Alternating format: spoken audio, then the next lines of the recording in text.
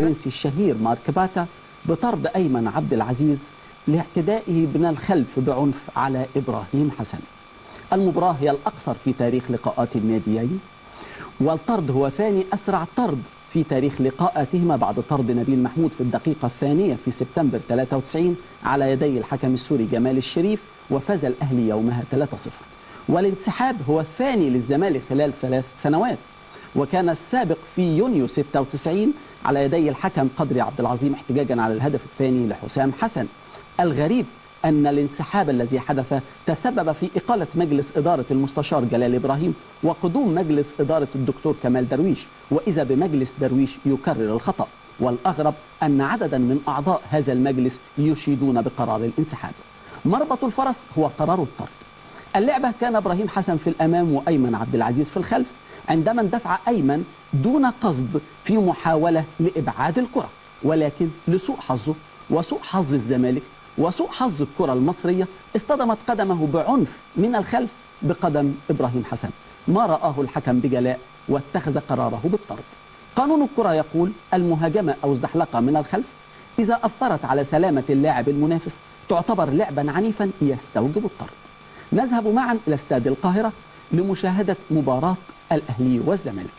كان واضحا قبل المباراة التفوق المعنوي للأهلي، فارق النقاط شاسع، فارق الجمهور في المدرجات شاسع، فارق الاستقرار شاسع. تشكيل الأهلي به 3 مهاجمين مقابل 1 للزمالك، وحادثة الطرد تستوجب 3 استفسارات. نرى هنا أين كان الحكم على مسافة 10 ياردات فقط من الخطأ، ما نراه واضحا على الشاشة دون أن يكون بينه وبين اللاعبين أحد. أين كان اللاعب الذي ارتكب الخطأ؟ يبدو واضحا أن أيمن عبد العزيز كان في الخلف عند مهاجمة الكرة.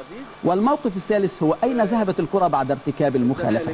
لو تحركت الكرة لكانت شهادة براءة لأيمن، ولكنها وبكل أسف ثبتت في مكانها، ما يشير لعدم ملامسة أيمن للكرة وأنه اصطدم بإبراهيم فقط من الخلف.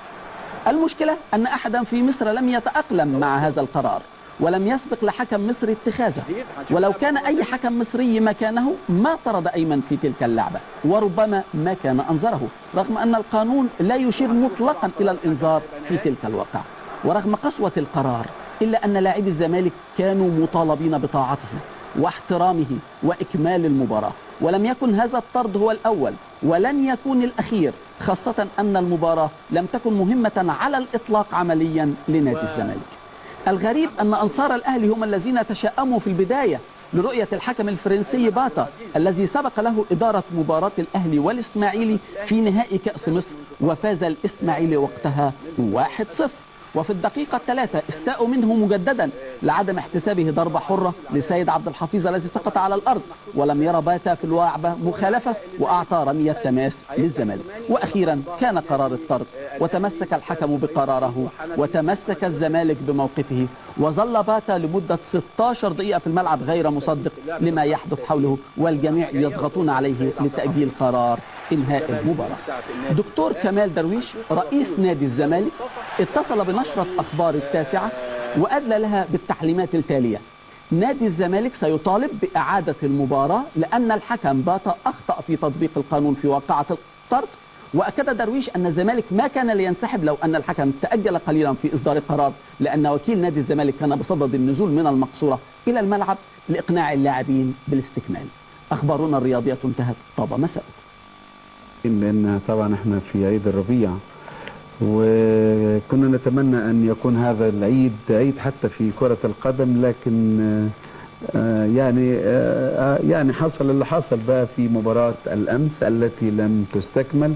والنهاردة اجتمع اتحاد كرة القدم اجتماع طارئ برئاسة الكابتن سمير زاهر، وخدوا بعض القرارات. قبل بس ما أقول ما تم اتخاذه، بقول إن الكابتن محمود الجوهري عامل مفاجأة جميلة قوي، واختار وليد صلاح الدين لاعب النادي الأهلي ضمه لمنتخب مصر اللي هيلعب مباراة منتخب والمنيا في اعتزال هشام عبد الرسول لاعب المنيا اللي شارك مع منتخب مصر في كأس العالم سنة 90. وقال ان لو وليد ظهر بمستوى كويس لانه واثق من امكاناته فهيستمر معاه في منتخب مصر. ده خبر قد يسر الكثيرين. بالنسبة للاتحاد الكرة في اجتماعه النهاردة، هو طبعا طبق اللائحة اللي بتقول اعتبار الزمالك منسحب وتغريمه 150,000 جنيه وخصم 9 نقاط من رصيده، وإيقاف مدير الفني فاروق جعفر ولاعبي الزمالك محمد صبري وخالد الغندور لحين التحقيق معهما غدا بكرة الساعة 6 مساء أمام المستشار القانوني للاتحاد المستشار عادل الشربجي.